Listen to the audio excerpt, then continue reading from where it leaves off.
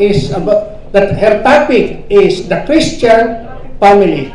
Okay, they joined the Caucus for Christ in 1991, and their current service is the National Core Servants of the Lord Coordinator. Okay, they have 3 children, and she is the better half of our former speaker, Brother Vic, and her topic this afternoon, the Christian family, another Bicolana, Sister Judith or Dit Lladoc.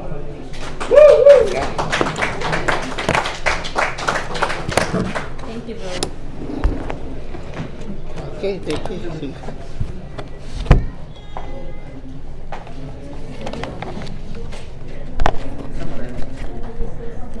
Good afternoon, brothers and sisters. Let me do this thing first.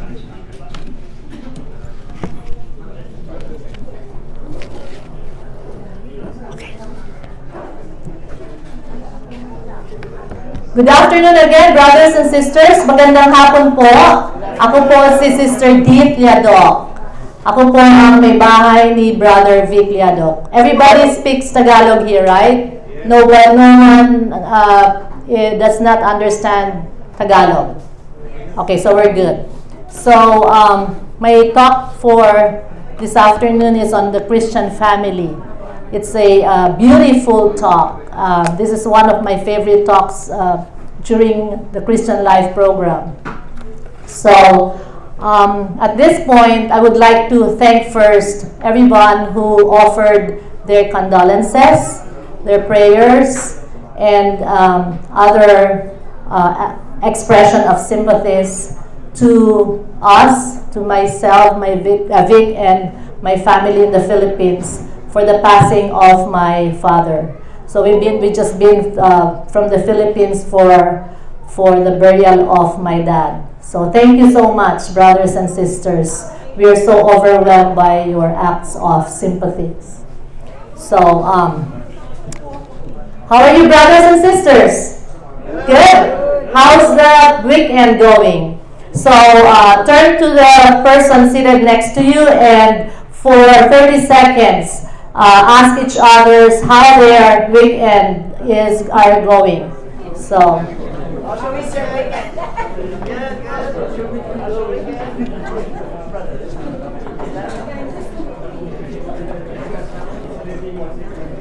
okay. So, everybody happy? Everybody happy. So my weekend was quiet. We came from the Philippines last Friday night. So Saturday it was only Vic and myself at home. We were resting. But last night I was able to sleep already at 4:30 in the morning. Maybe I'm still having jet lag. But I also woke up at 11:30, so it's good, about 6 to 7 hours of sleep. So let's go to our topic for today, the Christian family. First, I would like to introduce to you my family. I think everybody, all the mothers will agree with me whenever we talk of our families, our respective families. There's sparkle in our eyes, right? Because it's where we get our strength and our life from our family, from our respective spouses, and from our children. So I have 3 children. They're all grown ups. My oldest is almost 38 years old. We've been married for 38 years already, Vic and I. Philip has 1 son, Zephyr, who's almost 9 years old. And my middle son, Patrick, Rick, has two sons too. One is 5 and the other one is almost 2 years old. And my youngest is Pam, who still does not have a family, but she has a boyfriend that's in the farther right. So I have 3 handsome grandsons. So that's our life, our children, Vic and myself. So To start with, I think every one of us agrees the family is under attack, right? So why do we say that? We consider family as an institution, and it's under attack from many fronts. You know that marriages are being broken, and the traditional definition of family is being challenged. So in many countries, including the USA, where we are here in now, divorce is already legal and abortion is already legal in some states. In some countries, including the US and of course including California, same-sex marriages are already legal and recognized. So as Christians, we want to face up to this attack and to come out with our families intact and even stronger. We need to prevent the breaking up of families to make our marriages more resilient, more strong. So we need to know what is God's purpose for our marriage, our respective marriages. We need to put on God's mind and to follow His plan for the family. To make our marriage work, it is essential, first and foremost, that we fully understand what our marriage is all about. We need to know God's purpose for marriage. So there was a store that sells new husbands, and it was opened in New York City, where women may go to choose a husband. I don't know how you chose your better half, your husbands, sisters. How did you choose your husbands? Siguro they were your crush, or they were the boy next door, or you were classmates in college, way back in college. So all of us have different, love stories, right? There was this store in New York City where a woman may go to choose a husband. Among the instructions at the entrance is a description of how the store operates. And this is the rule. You may visit this store only once. There are 6 floors, and then the value of the products increase as the shopper ascends the flights. The shopper may choose any item from a particular floor, or may choose to go up to the next floor, but cannot go back down except to exit the building. So this woman goes to the husband's store to find a husband. He's desperate of looking for a husband. So on the first floor, the sign of the door reads, Floor 1. These men have jobs. So this woman was intrigued, but continues to the second floor because she remembered, as I ascend the floor, the flight, the products become better, right? So the second floor, there's a sign that reads, These men have jobs and love kids. That's nice, she thinks. But I want more, says the woman. So she continues upward, and the third floor sign reads, These men have jobs, love kids, and are extremely good looking. Wow, she thinks, but feels compelled to keep going. So she goes to the 4th floor, and the sign reads, These men have jobs, love kids, are drop-dead good-looking, and help with housework. Oh, mercy me, she exclaims. I can hardly stand it. So still, the woman goes to the 5th floor, and the sign reads, These men have jobs, love kids, are drop-dead gorgeous, help with housework, and have a strong romantic streak. Isn't that? Tayo mga babae, gusto natin ang asawa natin romantic, right? So she's tempted to stay. But because this man have jobs, love kids, handsome, help with housework, have a strong romantic streak. What can I ask for? Says the woman. But of course, women as we are, we want more. So she's tempted to stay, but she goes to the 6th floor where the sign reads, You are visitor number 31,456,012 to this floor. There are no men on this floor. This floor exists solely as proof that women are impossible to please. Thank you for shopping at the husband store. So, ganun ba tayo mga girls, mga women, we're so impossible to please? Now, for that store to avoid bias charges, the store's owner opened the New Wives store just across the street. The first floor has wives that love sex. The second floor has wives that love sex and have money and is a great cook. The third, fourth, fifth, and sixth floors have never been visited. So that means that as compared to women, men are easy to please. So did you get the joke? Seems not, right? But anyway, let's continue. Okay, so what is God's plan for the family? First, we have to know this so that we'll be able to attack or to face up with this attack towards the family. First, God has intended the family for the transmission of life. What does this mean, brothers and sisters? It means that the fundamental task of the family is to serve life, to actualize in history the original blessing of the Creator, that of transmitting by procreation and the divine image from person to person. This was taken from the Familiaris Consortio. This is the apostolic exhortation of Pope John Paul II on the role of Christian family in the modern world. Again, the fundamental task of the family is procreation. So, it means that male and female able to multiply and fill the earth.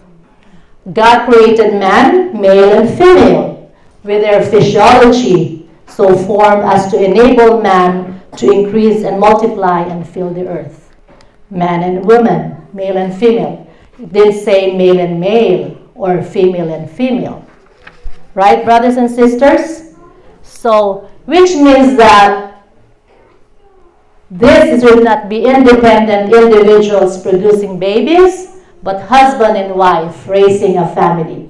Husband and wife raising a family. So, I think you know of single women who perform procedures of making or producing babies. Single women of performing procedures to make or produce babies and raising the child by herself.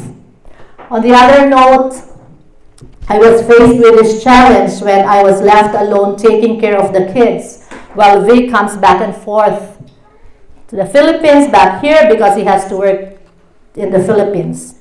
Because he only has that time I was on a working visa, so he was on a dependent visa. So dependent visa holders cannot work in the United States. So only to realize that I was just giving him into his not being able to give up his career. You know how women are so egoistic, right? So they have this ego that if they cannot, they don't work, so they're not be able to provide for the family, so they feel so low. So that was a challenge for me. Second, the plan or the purpose of marriage is to teach and train leaders. The family should be a place where teaching and training for leadership happens. And it says that since parents have conferred life on their children, they have a most solemn obligation to educate their offspring.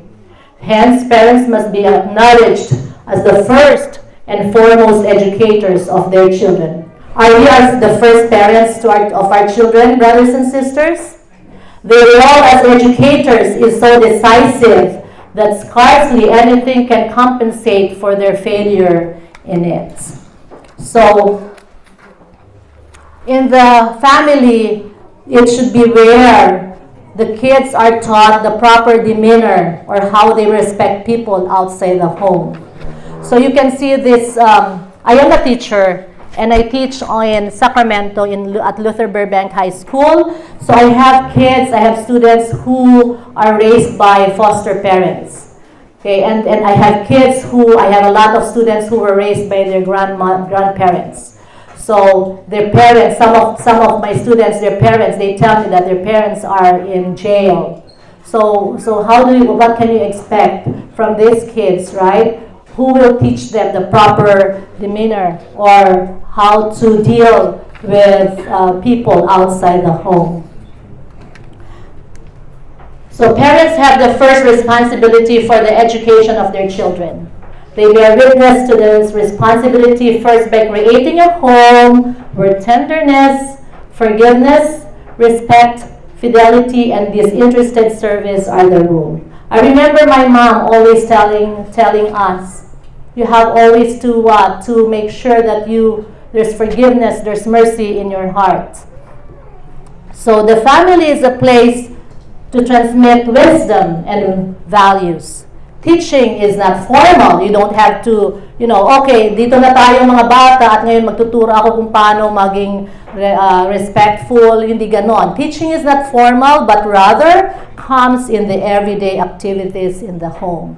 If they see their parents always shouting at each other, husband and wife shouting at each other, then there's chaos at home. And when they go out, the children will also radiate this attitude to others.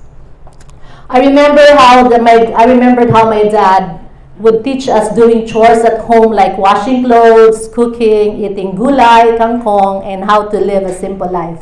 Because before, there was a time, my dad used to be a salesman in Manila. But when we moved to the province, he built a house for us. And it was only my mom who had, the 8 to 5 job. He was a teacher, and then he got, promoted, and she got promoted. My mother. So she was so busy at school. So my dad was the one who was left with us, especially during summer breaks. My parents would send our because there's household help at home, right? And our household helpers are just far relatives of my mother. So they would also spend the vacation in their hometown. So we're left alone at home. So because my mother was so busy at home, it was my dad who taught us these chores at home. He taught us how to wash clothes. Yung gulay, kaya kami magagaling kumain ng gulay kasi dahil yun sa tatay namin. So in Libon, that's a small town in Albay, maraming gulay dyan. Ang tawag sa town namin, pag alam na taga-Libon ka, ay Redentor. Redentor means kangkong. Because there's a lot of kangkong in Libon. So my daddy is fond of, cooking kangkong. Dun parati may gulang yung sa gata. Kami, every day. That's one of the staples of food in our house. So he taught us how to eat just gulay. Kasi nga, wala kami masyadong pera. Yung tindahan na lang ang source of income ng tatay ko. So, nagpapakarid sa lahat. So, yun ang ginagawa niya sa amin. He taught us how to live a simple life. So, also, a leader receives basic training in his home. You have to remember, brothers and sisters, that leaders emanate from the home. When parents trust or assign leadership roles at home, children tend to exercise leadership in whatever circumstance they are faced in. Number 3, the home or the family is a domestic church. The family is considered, the parents, especially the fathers, are to be priests in their families. They present God to their families by the example of a living Christianity. They present God to their families by family prayer, by blessing the children, by praying the rosary, which my mom has, passed on to us every night until now. So at this point, I would like to call on Vic to share on how to be a priest at home.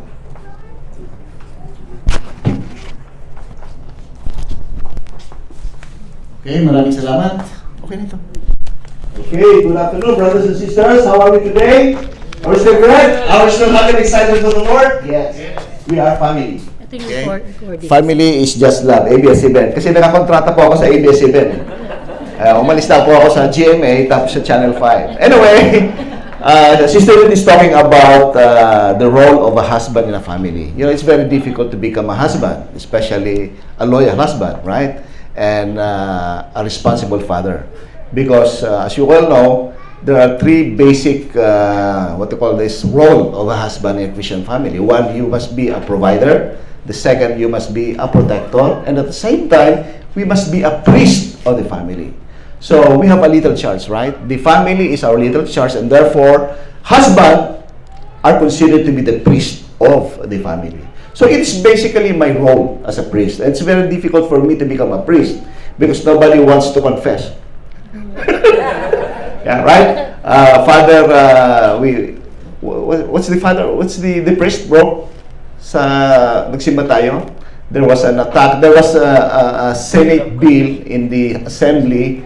There is a proposal that there is a cover-up wherein there is a bill. If you pass the bill, okay, it will say that the penitent and clergy confidentiality will be shut down. Meaning, if you confess to a priest, the priest could be compelled by the court of law to divulge what was your confession. So if you kill a person, okay, don't go to the priest. Go to a lawyer. Okay?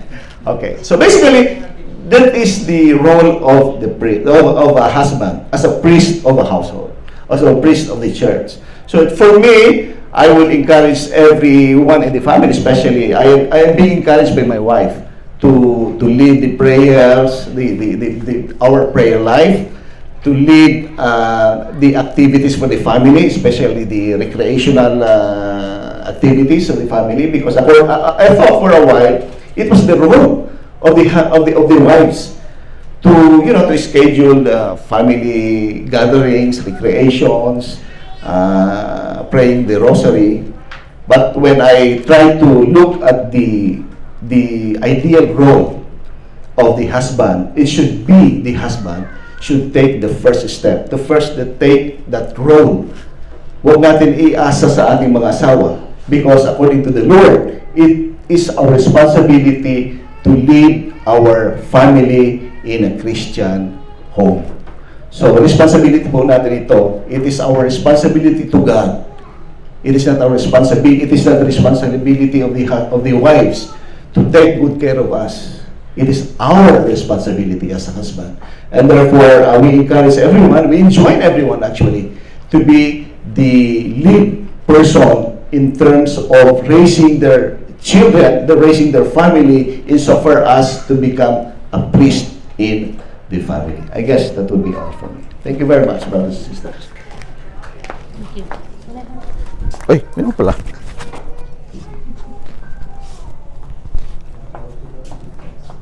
Okay, thank you, Brother Vic.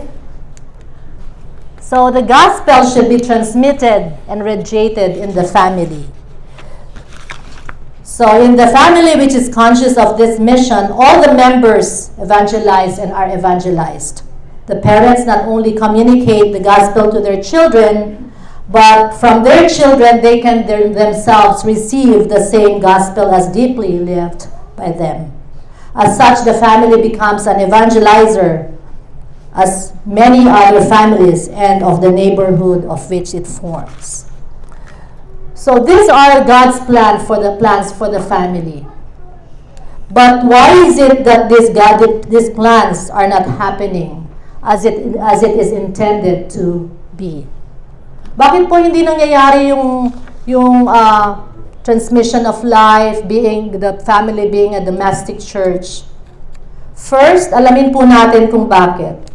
First, God has lost His central place in the family. Parents no longer bring up their children in the discipline and instruction of the Lord. And they look more instead to psychology as a source of wisdom for raising their children. Di po ba minsan, we resort to counselors in rearing our children if we cannot handle them anymore? And what was the instruction of the Lord? This is found in Ephesians chapter 6, verse 4, and it says, Fathers, do not provoke your children to anger, but bring them up in the discipline and instruction of the Lord. Again, as what Vic has said, it's the job of the fathers to be the priest of the family. And we do not provoke them. So how we instruct them and how we discipline them should be accompanied by love. Another is the family is losing its importance. Husbands and wives do not follow God's order for them. There is confusion of roles between the husband and the wife. That's why their commitment becomes shaky. They cannot be depended on, and the partners become insecure. So at this point, I'd like to get your cooperation. Let's read this. Ano ba yung roles ng husbands and the wives? So it was taken from Ephesians chapter 5 verses 22 to 25. So let me ask the guys, the brothers, to read verses 22, 23, and 22 and 23. I know. 22 first, the wives. Okay, let's go. Verse 22. 1, 2, the wives, please. Wives. Okay, verse 23 pa din. For the husband is the head of the wife, even as Christ is the head of the church, his body, and himself its Savior. So 24. Now as the church submits to Christ, so also wives should submit in everything to their husbands. And verse 25, the husband's turn, please. Husbands, love your wives, as Christ loved the church and gave himself up for her. So it's very clear, right? The roles of husbands and wives. So wives, we should submit to our husbands as to the Lord. Madali ba to, mga sisters? Mahirap, di ba? Especially if you are like me, who have a strong personality. So, guru ako, kaya minsan, yung pagkaguru ko, nadadala ko sa relationship namin ni Vic. And Vic would what? Vic would, hindi niya magugustuhan yon. So, how do we become submissive to our husbands? And what is responsible submission, sisters? If the submission will make you sin, like your husband is letting you kill someone or do drugs, that's not responsible submission. Tandaan po natin yan. We submit to our husbands in everything except for things that will make us sin and turn away to the Lord. So, we know that in a marriage, they complement each other. Di po ba? Sometimes yung guys, medyo, alam mo, yung guys, they take time. Hindi kagad sila yung doer. Tayong mga babae, doer talaga tayo. Pag sinabi natin, gusto natin ngayon na. Di ba? Kasi natatagal ang tagal. Napanood nyo ba yung movie ni Vilma Santos sa pati niyang sinasabi, tagal! Di ba? Ganun tayo. Pero kasi ang husband, they have to process it. Okay, they have to think twice. Kaya minsan, kung mapapansin nyo, yung decision nila talagang well organized and well thought of. Tayo talagang kung anong gusto kaagad natin, yun ang masunod. Pero naman, the Lord gave the women the wisdom. Kasi halos lahat ng mga sinasabi natin, di ba tama tayo? Pero hindi po dapat ganon. Now, if we think that if there's a big decision to make and we have to submit to our husbands, right? What we do, sisters, is to just pray for that decision to be guided by the Lord. That's what we always do. We always pray and lift up our husbands whenever they make decisions in the house or decisions for the family. And also yung mga husbands naman, syempre, kaming mga wives, we're more on the emotions. So minsan, masyado kayong mga very stir by very cold, di ba? Parang walang mga pakialam. Dapat, di ba, you have also to be showy in your love for us. So, husband, it says here, love your wives as Christ loved the church and gave himself up to her. Okay, so that's the role of the Christian wife and the Christian husband. So here, modern life. Another thing why God's plan is not fulfilled, it's because modern life has made it difficult for lasting relationships to develop. So we are already we have so much, we put too much importance in acquiring material possessions, in having easy and comfortable life. The family itself is losing its importance. Just because there's school, there's other groups, so we rely, there are responsibilities, and they were taken over by other groups in societies. Another is the availability of what? Recreation and communication. The technology, TV, internet, social media, video games, smartphones. Problema nyo po ba to sa bahay? Noon po kami ni Vic, we don't have TV in our bedroom. So, wala kaming TV sa bedroom. Naalala ko noon, when we were small in my family, isa lang ang TV namin. Diba? Sa Pilipinas, isa lang TV, sa sala lang. E nandyan lahat. Diba? Pero ngayon, tig-iisa ng TV sa mga kwarto. Minsan, nagkumakain, naka-phones yung mga bata. So, the attention is already not towards each other whenever we have family gatherings, but yung mga gadgets natin. So, isa rin yun that's also one of the things why God's plan for the family is not fulfilled.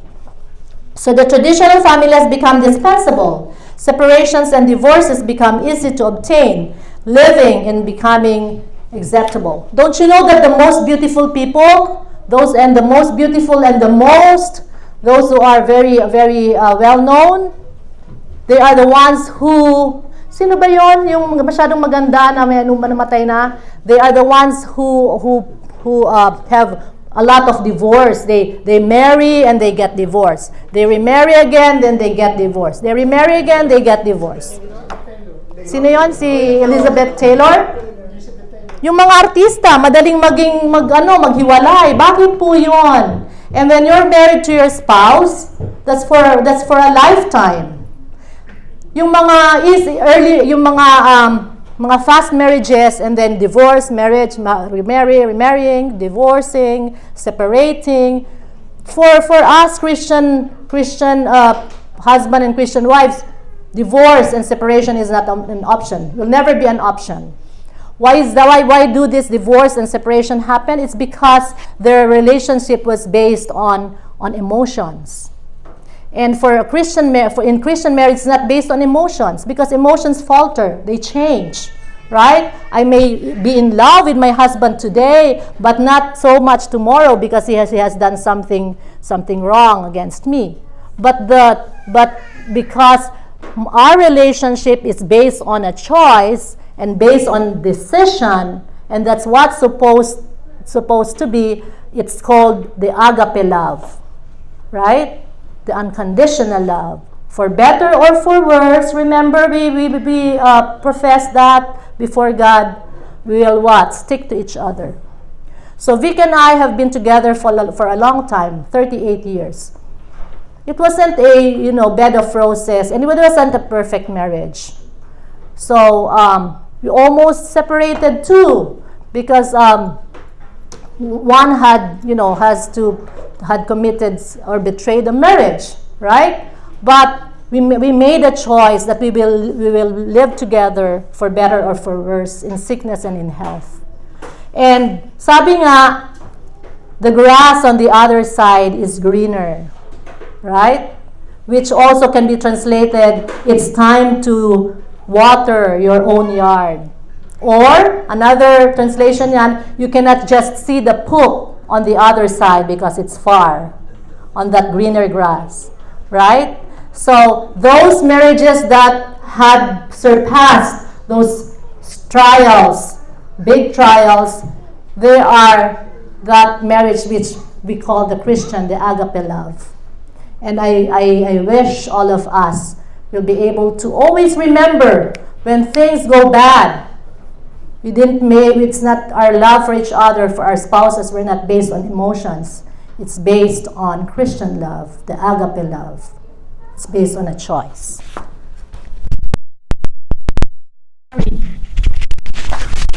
Dapat doon ako sa kabila pala. Time out. Malapit na mga brothers and sisters. Okay.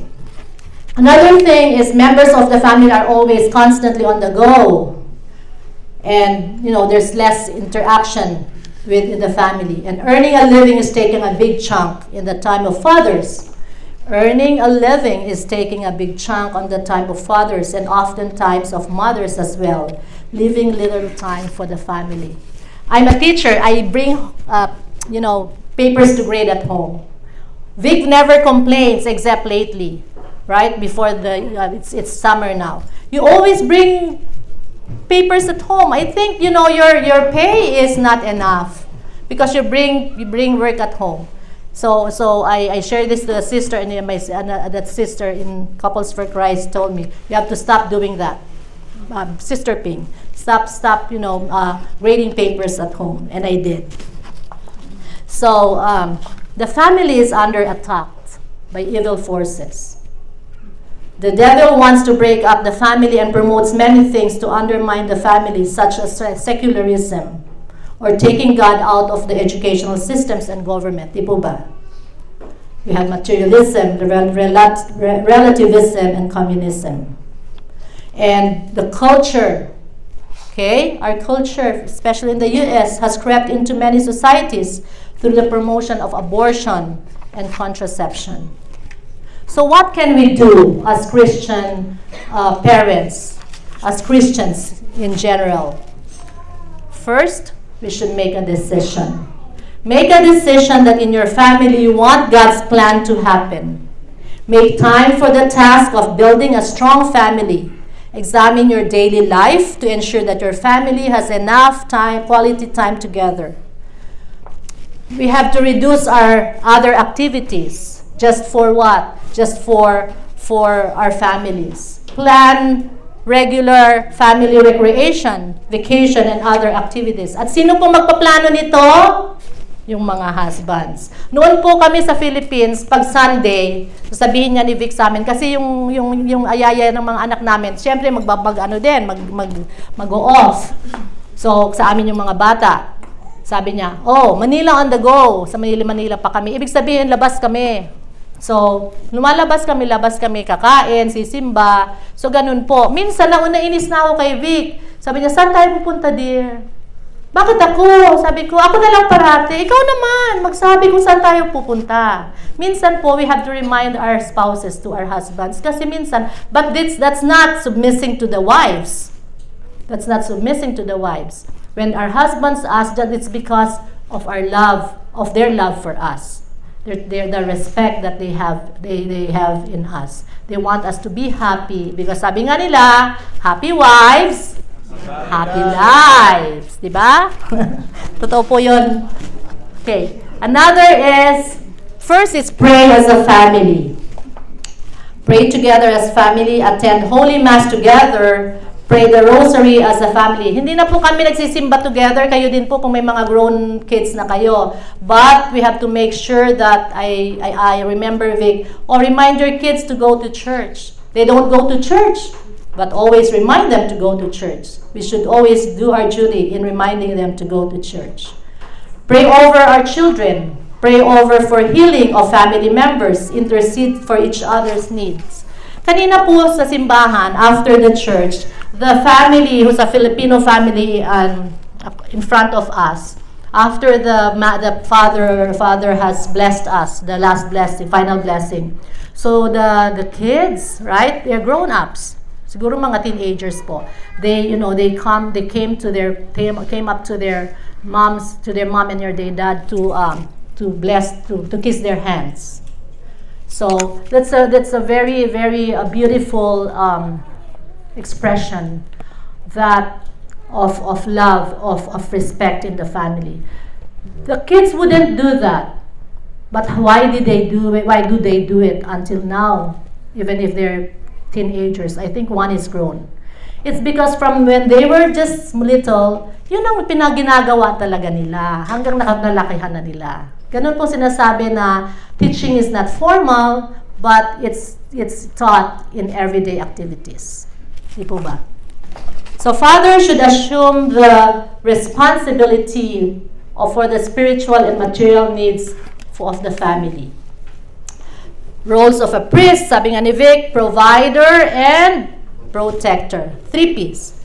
Priest, provider, and protector. And the wives in turn should support their husbands and not take over their roles. Doon nga sabi, yung fortune cookies, after in Chinese restaurants, you have that, right? So we're excited too. So a couple, after finishing their Chinese food, the couple cracked open their fortune cookies. And the wife's thing said in the fortune cookie, be quiet for a little while. And then when the husband opened his, it reads, talk while you have a chance. Sabi, yung wife daw, be quiet for a little while, and husband, talk while you have a chance. Minsan ako, si Vic, inis ako sa mga anak ko, meron akong talagang pangangaralan namin. O sabi ko kay Vic, bago kami before one of our children who we want to give guidance, right? Or sasabunin namin. Oh, sabihin mo ha, ganyan ang sasabihin mo, ganyan ang sasabihin mo. Sabi ko kay Vic, ganyan ang sasabihin mo ganyan. Pero pagkaharap na yung anak namin, ako na yung nagsasabi nun. Nangyayari din ba po sa inyo yon? That means that let us give chance for our husbands to speak in the family. Because I'm guilty of that. Sabihin mo ha, wag na siyang pupunta sa sabihin mo. Pero pag nandiyan na yung si Rick or si Pam, for example, ako na magsabi, hoy, wag kang ganyan. Eh, mas gusto ko siya magsabi kasi siya malumanay. Eh, ako talagang pagalit, di ba? That's what I learned from my husband, to be cool. So, let's learn more about God's plan for our family. Let's attend teachings on Christian marriage and family life. And you're in the right spot. You're in the right venue. Couples for Christ offer teachings and retreats such as marriage enrichment retreat and family enrichment retreat. And you will enjoy these retreats, brothers and sisters, if you plan to join the Couples for Christ, which we 100% encourage. We also should read Christian books and magazines. This Familiaris Consortio is the apostolic exhortation of Pope John Paul II on the role of the Christian marriage. So again, sabi ko nga, love is not based on emotions, but it's based on a decision. Another thing is seek other couples who share your concern about family life and be in regular fellowship with them. And this is what you can look forward to when you join the Couples for Christ community, because Couples for Christ provides support and formation for the formation of families. And sabi ko nga, when I share in our gatherings, we share to each other, some problems in the families, challenges. You're not even admonished to share or required to share. Pero as brothers and sisters, there's that bond that you would like to share something, and then you get a guidance or an insight in how to tackle or to face such challenges. So, if you do not limit yourself to attending meetings, but look for opportunities to be together and share experiences. So, the Holy Family of Nazareth. Through God's mysterious design, it was in that family that the Son of God spent long years of hidden life. It is therefore the prototype and example for all Christian families. It underwent trials of poverty, persecution, and exile. It glorified God in an incomparably exalted and pure way. And it will not fail to help Christian families, indeed all families in the world, to be faithful to their day-to-day duties, to bear the cares and tribulations of life, to be open and generous to the needs of others, and to fulfill with the joy of the plan of God in this regard. So this home of Nazareth is the school where we begin to understand the life of Jesus, the lesson on family life. And may that Nazareth teach us what family life is. It's communion of love, its austere and simple beauty, and its sacred and inviolable character. This was taken from the Catechism of the Catholic Church. And God's plan for the family, brothers and sisters, will happen, and the evil one will not triumph if we allow God, if we allow and seek the protection and guidance of the Holy Family of Nazareth to make God's plan. And this is with the challenges that our families have to face, and with the role expected to us to play to build strong Christian families. We need God's power and the power of the Holy Spirit to help us in all this. So, do not compare your families to the highlight reels. You know, in sports, merong blooper reels and highlight reels. Yung blooper reels, yung mga videos that show the silly or the clumsiness of players, they were captured, right? Like when they missed shot, they stumble. Yung mga nakakatawa na blooper reels yon. When you compare it with the highlight reels, ang highlight reels naman yung how they shoot, they do the 3-point shot, how they do the good playing or the good passing of the balls. So let's not compare ours to the highlight reels, because all families, they're not all perfect. Nakikita mo lang, tingin mo lang, oy, I admire brother and sister kasi naku, ang family niya parang babait naman ng mga anak, di ba? Walang ka-problema. Hindi po totoo yun. Ang tatay ko po, ang byline niya sa amin, pag tumatawag ako sa kanya, tsaka lahat na nakakausap niya, ang byline niya ay happy family. Happy family! Pero po ang family namin, marami pong mga trials. Simula po nung kami ay nasa college na, the first time I saw Dad cry in front of me is when he knew that I was pregnant and I wasn't yet, ready to get married. Maraming, meron po kaming mga kapatid na hindi nagkakaintindihan. Hindi po totoo yung highlight reels sa pamilya. Let's not compare it to the highlight reels. Mabuti pa compare natin sa blooper reels. Pero, pag alam ng tatay at ng nanay kung paano hawakan ang pamilya in the way that God intended it to be, then, happy family tayo lahat. My father died a peaceful death. He was a jolly person. Lahat, and he's a good, good conversationalist. Kasi salesman magaling, wide leader. Lahat gusto niya parating makwento. Pero, maraming problema sa pamilya. Ganun rin kami ni Vic. Hindi rin po perfect ang family namin.